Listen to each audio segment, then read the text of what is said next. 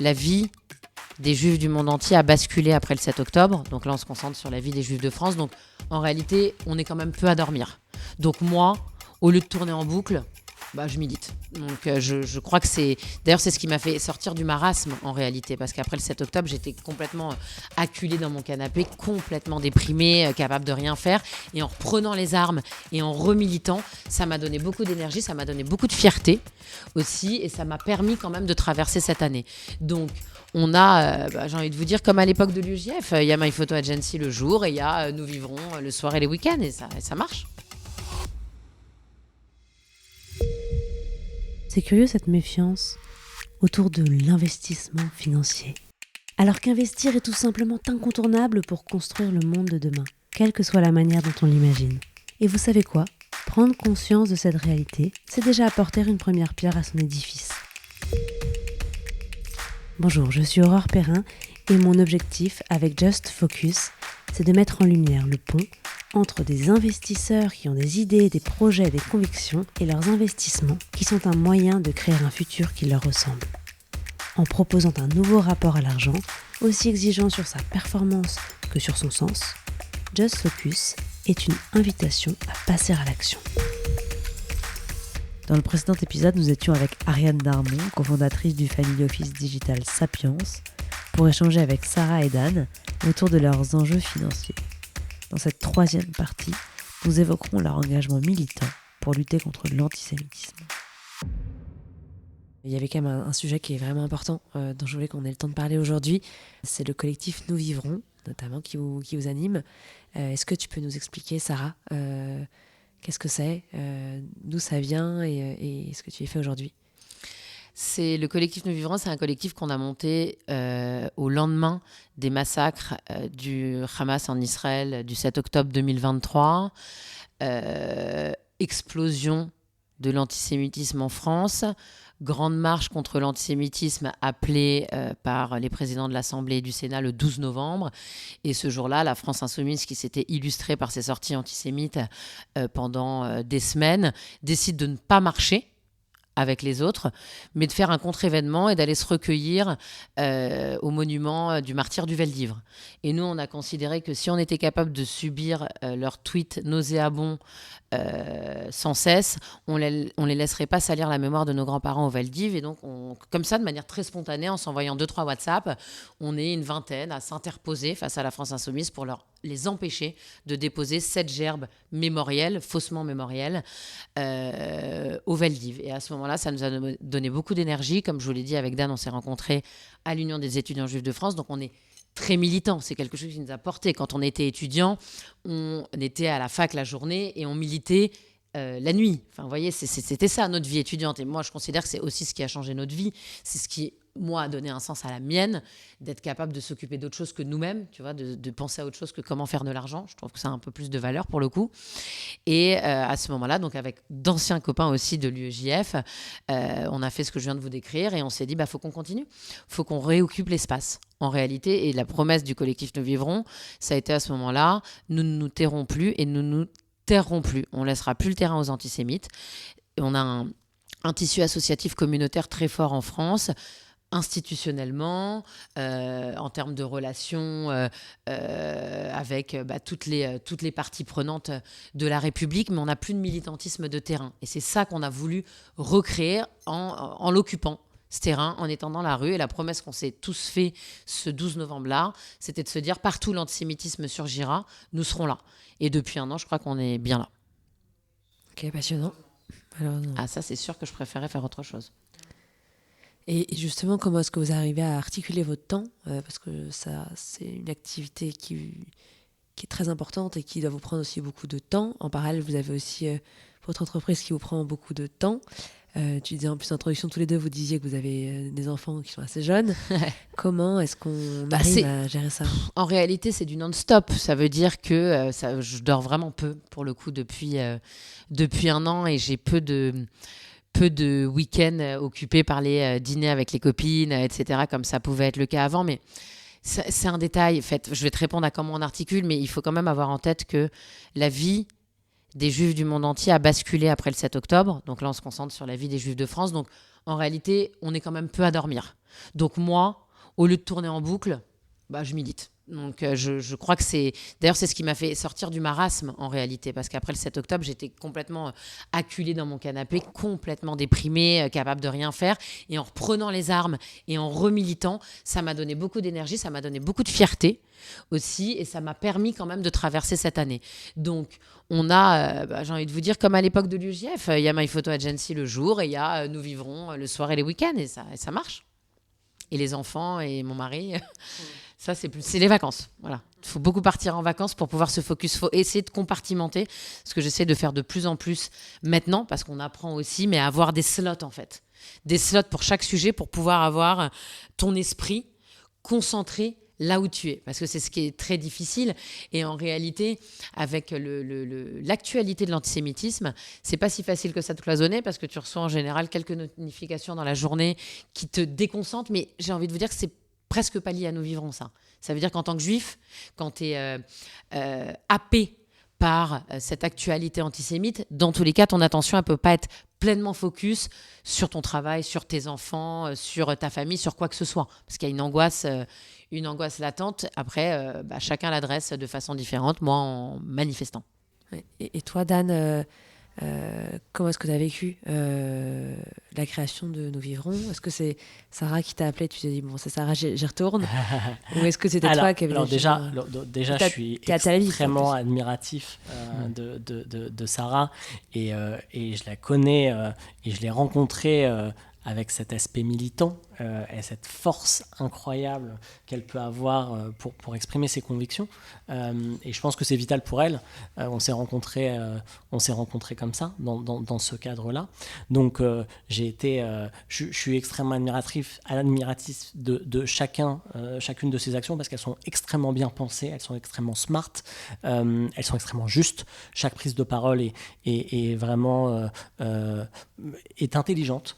Moi, je suis en majorité de mon temps à Tel Aviv, donc Nous Vivrons un militantisme de terrain, donc malheureusement je ne peux pas être sur le terrain. Après, j'essaye d'être présent si Sarah en a besoin, et pour pouvoir lui donner mon point de vue,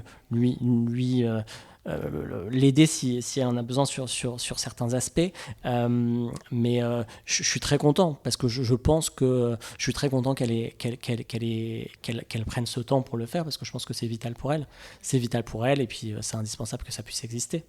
Et ton regard, toi, justement, étant basé à Tel Aviv, est-ce que du coup ça te permet d'avoir un regard peut-être différent sur ce qui se passe en France, ce qui se passe dans le monde, et comment est-ce que vos visions elles peuvent être complémentaires par rapport à ça ? Je suis happé aussi par ce qui se passe sur le terrain. Donc j'ai une attention qui est démultipliée entre ce qui se passe là-bas sur le terrain et la situation en France aussi, avec cette explosion de l'antisémitisme. Je suis extrêmement, évidemment, au fait, extrêmement...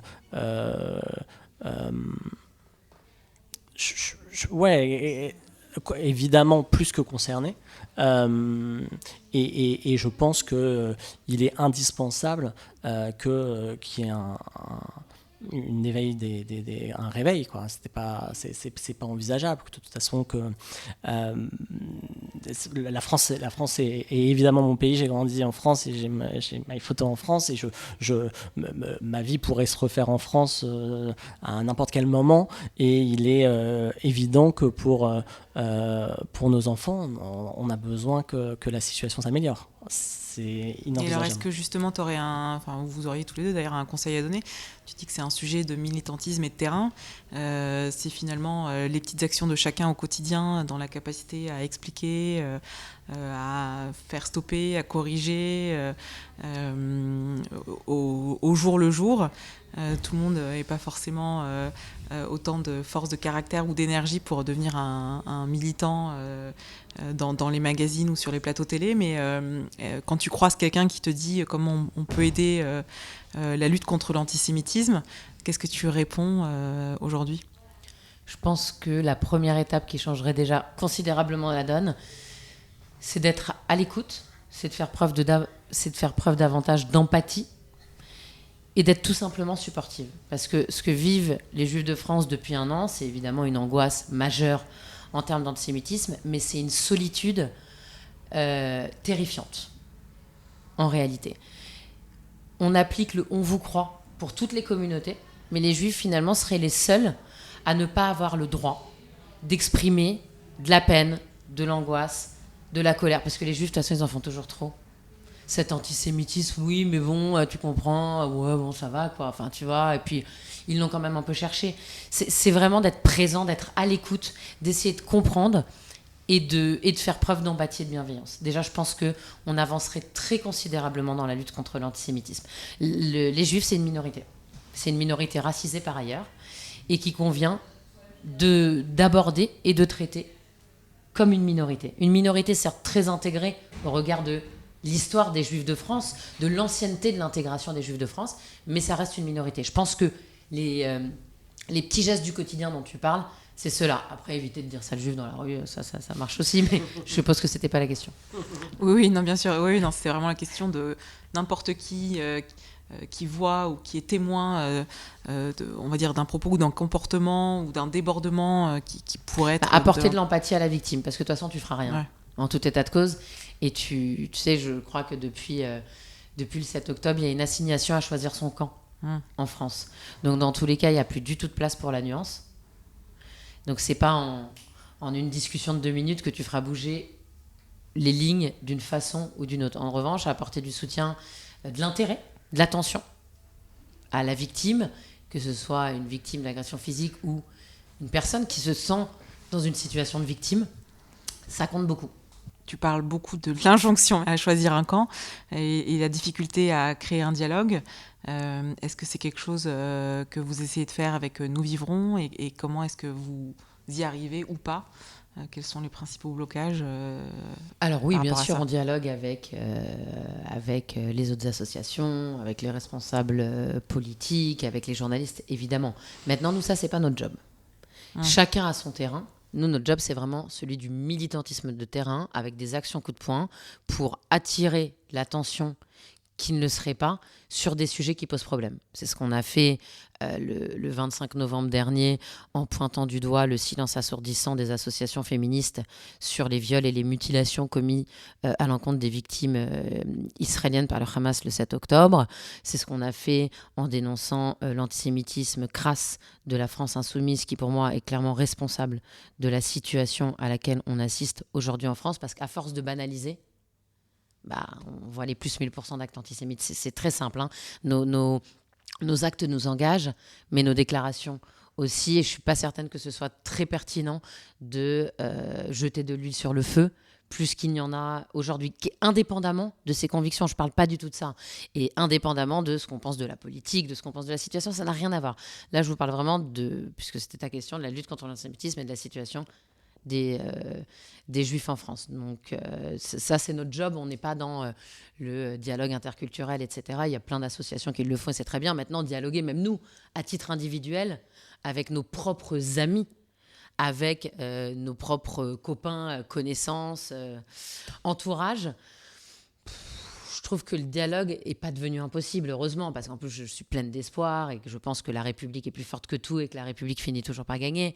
Mais aujourd'hui, le dialogue est quasiment impossible. En fait, on ne se risque même plus au dialogue, de peur de l'interaction avec l'autre. C'est dingue quand même. Hein. Quand je vous écoute tous les deux en parler, il y a une question quand même qui me vient à l'esprit. Vous êtes hyper engagés. C'est un sujet qui est en plus effectivement présent sur la scène politique. Ça veut dire que ça vous implique. Est-ce que vous avez été amené à devoir gérer les conséquences de cet engagement, je pense, d'un point de vue du coup plus professionnel? Est-ce que par rapport à vos équipes, ça a pu susciter des interrogations, des remarques? Alors, j'imagine que les personnes que vous recrutez vont plutôt avoir tendance à être supportives, mais est-ce que vous avez justement eu des besoins de communiquer en interne ou est-ce que même en externe? Est-ce que, je ne sais pas, au moment de chercher un fonds pour vous accompagner, on vous a dit, mais attendez, qu'est-ce que vous racontez? Est-ce que potentiellement ça peut mettre en péril ou avoir un impact sur la visibilité de l'entreprise? C'est vraiment une question, je trouve, en toute transparence. Est-ce que les gens osent vous la poser? Est-ce que la discussion elle est possible sur ces sujets? Ou est-ce que finalement vous êtes obligé de vous couper en deux et puis d'avoir une face la nuit, tu ne peux pas te couper en deux parce qu'en fait c'est nous. Mais en tout état de cause, depuis le 7 octobre, être juif ou avoir donc être des entrepreneurs juifs ou avoir un bureau à Tel Aviv en Israël, ça a des conséquences et ça a un impact. Maintenant, en fait, c'est nous, c'est notre boîte. C'est ce que je vous disais tout à l'heure. C'est aussi l'avantage, en fait, de gérer une société comme on l'a fait. On décide, on est très serein, on garde le cap, on est fiers de nos valeurs, on est fiers de notre identité et on n'est pas prêt à la cacher. Est-ce que ça a des implications nécessairement ? Nécessairement. Ça a des implications en interne, ça a des implications en externe. À ma connaissance, jusqu'au jour d'aujourd'hui, ça n'a absolument pas porté préjudice à My Photo Agency.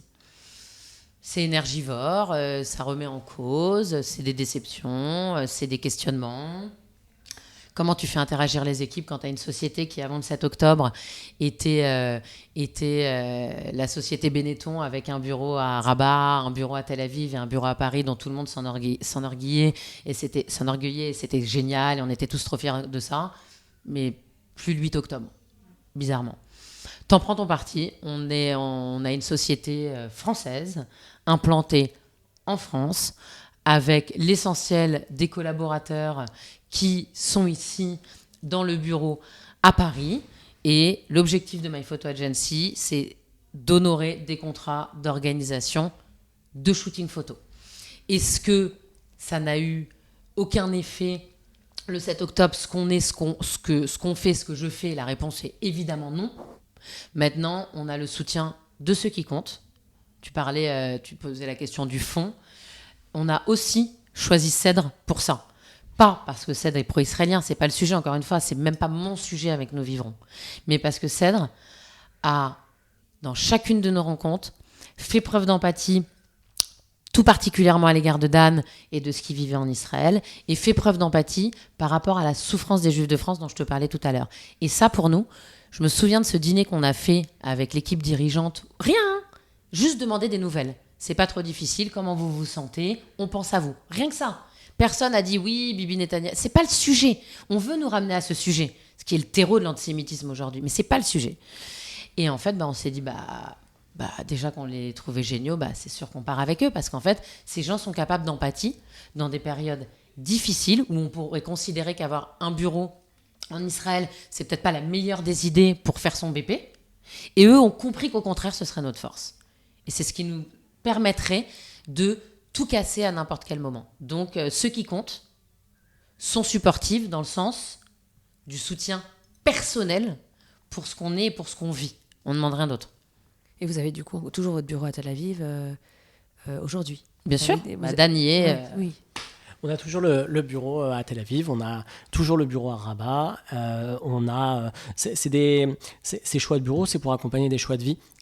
Et parce que ça a toujours été important pour nous de le faire, pour les personnes qui comptent. En tout état de cause, le bureau à Rabat a été monté par Samia, qui était dans nos bureaux ici à Paris pendant 5 ou 6 ans et qui, après son mariage, s'est réinstallée au Maroc. On voulait impérativement la garder, elle voulait impérativement rester chez nous et on lui a proposé de transférer son activité là-bas. Et du coup, elle travaille de là-bas avec une équipe maintenant, puisqu'on a monté des équipes thématiques par pays. Et Samy en a une. Et moi, dans mon choix de vie, je me suis installé il y a 6 ans à Tel Aviv. Et l'idée, c'était de pouvoir avoir la partie commerciale, en tout cas, avoir mon directeur commercial à mes côtés, qui est un Français qui est installé là-bas. Et on a 2-3 personnes avec lui aussi dans ce bureau-là. Et on travaille pour le marché français de là-bas avec une équipe française. Ok, très clair. Notre interview va toucher à sa fin, mais avant j'ai une dernière question que je voudrais vous poser à chacun, que je pose à chacun de mes invités. Alors en général, je demande à mes invités de me donner un conseil, et vous concernant, moi il me semble qu'il y a quelque chose qui marque en tout cas dans ton parcours et dans ton attitude, Sarah, c'est cette capacité à assumer tes choix et à garder un cap, comme tu l'as dit plusieurs fois. C'est quoi ton baromètre intérieur qui te permet de savoir que c'est la bonne direction? C'est quoi la méthode, Sarah, pour se dire, en fait, je suis dans le juste, je suis sûre que c'est la bonne direction et j'y vais, je fonce? Je vais clairement toujours au bout des choses, mais je suis pas sûre qu'il faille en faire un sketch, c'est que je saurais pas le faire autrement, en fait. Je suis super entière. Je connais pas trop la zone grise. Parce que déjà, cette zone grise, elle m'angoisse énormément. Le doute, je ne supporte pas le doute. Je ne supporte pas la non-prise de décision. C'est extrêmement anxiogène pour moi. J'ai besoin que les choses soient rangées. J'ai besoin de savoir où je vais. Et en fait, du coup, ça me pousse à aller toujours plus loin pour défendre ce en quoi je crois. Et ce qui me laisse penser que c'est juste, c'est quand je me bats pas que pour moi, en réalité, parce que je trouve vraiment que ça n'a pas trop d'intérêt. Moi, ma vie, c'est vraiment le collectif. Ce qui m'anime, c'est l'équipe, quelle qu'elle soit. Ça va être l'équipe de My Photo Agency, ça va être ma bande de 20 copines que j'ai depuis 20 ans, ça va être évidemment mon mari et mes enfants, c'est mon clan, ma famille avec mes parents, ma sœur, mes grands-parents, etc. Mon équipe de Nous Vivrons, c'est de me dire, on fait les choses ensemble, on se bat, ou on s'amuse d'ailleurs, parce que je passe pas ma vie à me battre non plus. On vit des choses ensemble, on les partage. C'est ce qu'on a vécu avec Dan à deux pendant un certain temps et ça nous a construit. Aujourd'hui, on est complètement en capacité de le partager parce qu'on a ce socle solide qu'on a entre nous. Mais je crois que c'est ça, c'est vraiment d'aller au bout des choses. Et je crois être dans le juste quand je suis dans une démarche collective qui va porter une équipe et qui va bénéficier à tous. J'ai l'impression que, bon, en tout cas, ça a le mérite d'exister et ça servira sûrement à quelque chose. Et pas qu'à moi. C'est pas kiffant, en fait, si on partage pas. Ouais. Et toi, Dan, est-ce que tu as un conseil à donner à ceux qui nous écoutent aujourd'hui ? Sur nos façons de fonctionner, et je pense que c'est ce qui fait l'équilibre entre Sarah et moi. Sarah qui a un vrai cap et qui y va quoi qu'il arrive. Moi, j'essaye, en tout cas, j'ai toujours essayé d'être assez pragmatique dans mes approches. Et je suis peut-être plus au jour le jour, mais plus en essayant vraiment de regarder quelles ont été les décisions il y a 3 semaines, qu'est-ce qui s'est passé depuis, et peut-être moins de vision à long terme et beaucoup plus d'essayer de pourquoi pas de tester des nouvelles choses, pourquoi pas de partir des faits, essayer de regarder le quotidien. Et alors peut-être un peu trop sur le feeling. Jusqu'à maintenant, alors on ajoute beaucoup de data maintenant depuis que Cèdre est là sur le feeling, mais en tout cas le feeling est important. Et le feeling n'était pas mauvais, a priori. Pour le moment, il nous a plutôt bien guidés, ouais. Super, merci beaucoup à tous les deux. Merci à toi, Ariane. Merci beaucoup à vous. Merci. Voilà, Just Focus est terminé pour aujourd'hui. Un grand merci à Sapiens, premier family office digital qui a rendu possible sa réalisation.